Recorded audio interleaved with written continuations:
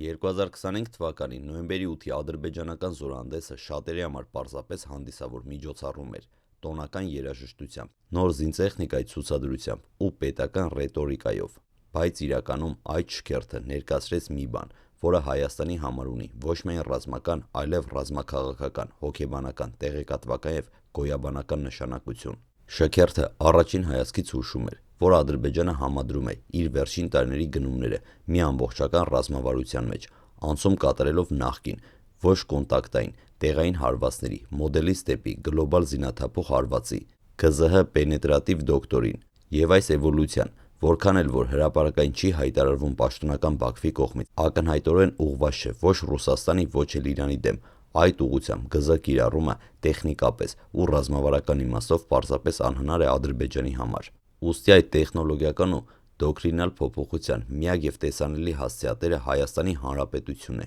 մի երկիր, որը գտնվում է կիսաշրջափակված աշխարհագրության մեջ, ունի սակավաթիվ ու խոցելի լոգիստիկ ուղիներ, օպերատիվ մարտավարական խորքի սահմանափակում և որի ռազմավարական պաշտպանությունը շատ ավելի կախված է ժամանակի ճիշտ կառավարման, կանխարգելման և արագ որոշումների կայացման համակարգից։ Այս տեսանյութում կփորձենք տալ ամբողջական ու խորքային վերլուծություն, թե ինչ է իրականում տեղի ունեցել, ինչի համար է Ադրբեջանը գնում այդպիսի զինտեխնիկա, ինչ վտանգներ են թաքնված դրա տակ Հայաստանի համար և ինչպիսի ռազմավարական հարցերը պարտադիր է, որ այսօր իրավասու կառույցները քննարկեն, եթե այդ քննարկումները չեն հրապարակվում։ Նոյեմբերի 8-ի շքերթը միայն ռազմական միջոցառում չէր, այն հստակ քաղաքական ուղերձ էր երեք ուղղությամբ։ Առաջին, Ադրբեջանը ցանկանում էր ցույց տալ, որ 2020 թվականից հետո ռազմական շինարարությունը շարունակելու է անընդհատ և մեծ մասշտաբներով։ Երկրորդ, Բաքուն ազդարարեց, որ գնում է ոչ թե պարզապես սպառազինության մեծացման, այլ հարվածային տեխնոլոգիական դոկտրինալ փոփոխության։ Երրորդը, այս քայլը ուղղված էր ոչ թե միջազգային հանրությանը, այլ կոնկրետ մեկ դերակատարի՝ Հայաստանին։ Եվ հենց այս վերջինը էական է։ Եթե նախկինում Ադրբեջանի շքերթները ուղղված էին ներքին սպառմանը, զարգացման և հզորության կերպարը ձևավորելու նպատակով, ապա այս անգամ ցուցադրված զինտեխնիկաների բնույթը խոսում էր շատ ավելի համակարգային, շատ ավելի խորքային, շատ ավելի վտանգավոր մոտեցման մասին։ Գլոբալ զինաթափող հարվածի կոնցեպտը արևմտյան ու տարածաշրջանային ռազմական համակարգերում վաղուց է քննարկվում։ Դրա իմաստը հետևյալն է. առաջին, կաթվածար հարված, ամենախոր թիրախների ոչնչացում, հրամանատարական շղթայի խաթարում, տեխնոլոգիական առավելությամբ հակառակորդին մարտադաշտից դուրս մղելը, այսինքն պատերազմը սկսվում է ոչ թե սահմանային կրակոցով, այլ ընդհանուր զինված ուժերի կառավարման հանգույցների, կապի ենթակառուցվածքների, ռազմավարական պահեստների, հոբ համակարգերի և օպերատիվ կենտրոնների ոչնչացմամբ։ Եթե նման հարված իրականացվում է ճշգրիտ, արագ ու համակարգված, ապա հակառակորդը կորցնում է դիմադրելու, պատասխան հարված տալու, տարածք պահելու կամ բանակը կառավարելու հնարավորությունից։ Այդպիսի դոկտրինի իրականացման համար պետությունը պետք է ունենա հետևյալ 4 պարտադիր ռեսուրսները.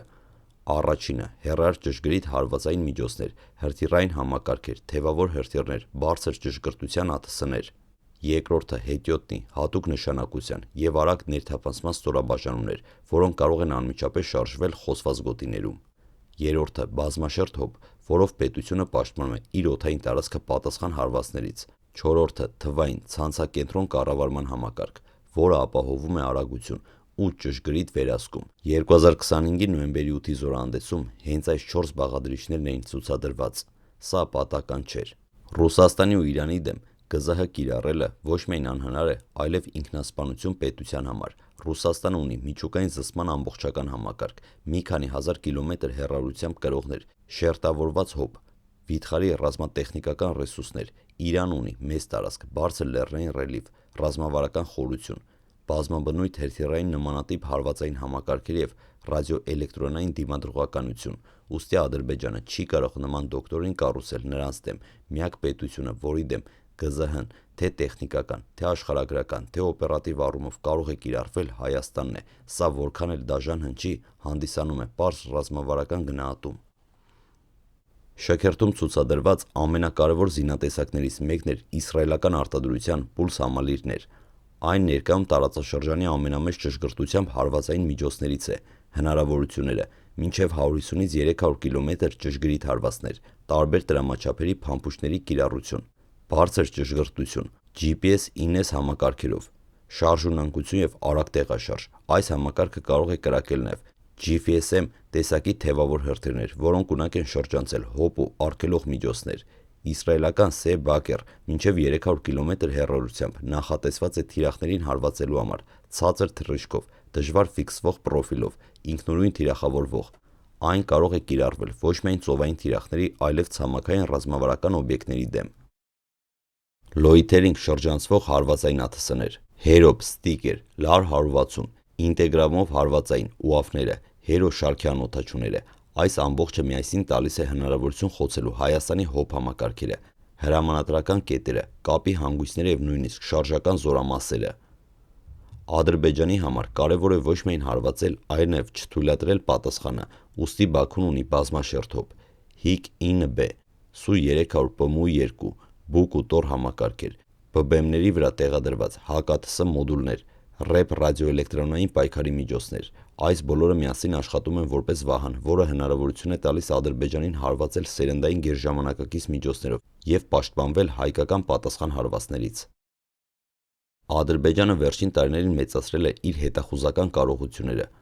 Օպտիկական վերլուծական ԱԹՍ-ներ, արբանյակային լուսանկարներ, դաշտային ռադարներ, ԱՄՆ և Իսրայելի արտադրության հետախուզական ծրագրեր, ISR-ը, որը և ԳԶՀ դոկտրինի սիրտն է, քանի որ ԳԶՀ-ն չի կարող իրականացվել կույր, առանց նախապես հաշվարկված գործողությունների թիրախավորման և սինխրոն տվյալներով։ Ադրբեջանը վերջին 5 տարիների ընթացքում ավելացրել է հատուկ ուժերի քանակը, լեռնային հատուկ ջոկատներ, արագ արձագանքման ստորաբաժանումներ, դիվերսիոն խմբեր, շարժական կրակային աջակցությամբ։ Նրանց դերակատարությունը ԳԶՀ դոկտրինում մեծ է, հարվածից հետո առաջին ներթափանցողները իրենք են, ոչ թե զանգվածային զորքերը։ Հայաստանի մեծ մասը գտնվում է Ադրբեջանի հարվածային միջոցների հասանելիության տարածքում։ Նույնիսկ առանց ԳԶՀ Հայաստանը չունի այնպիսի խորություն, որ մի քանի օպերատիվ գործառույթ տեղափոխի երկրի ներս։ Ադրբեջանի համար սա հեշտացնում է ԳԶՀ-ի իրականացումը։ Հայաստանը չունի բազմակողմանի լոգիստիկ համակարգեր, ավիացիոն շարժունակության սահմանափակում, երկաթուղային միացումների խնդիր, ճանապարհների գերբեռնվածություն, հյուսիս-հարավ առանցքի խոցելիություն։ ԳԶՀ-ի դեպքում հարվածները առաջինը կուղղվեն դեպի այս ուղղություններ, եթե լոգիստիկան խաթարվում է, բանակի դիմադրողականությունը ընկնում է։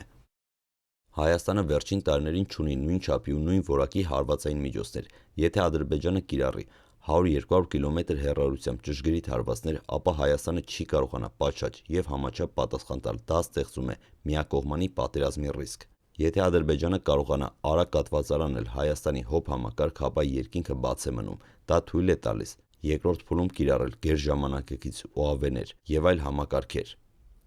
Հենց այս ֆոնին այն հարցերը, որ դու բերել ես, դառնում են կենսական պատմական մակարդակի խնդիր, եթե դրանք այստեղ վերաշարադրում են որպես ռազմավարական բլոկի կատեգորիաներ, որոնք պետք է լինեն պետական կառավարման օրակարգում։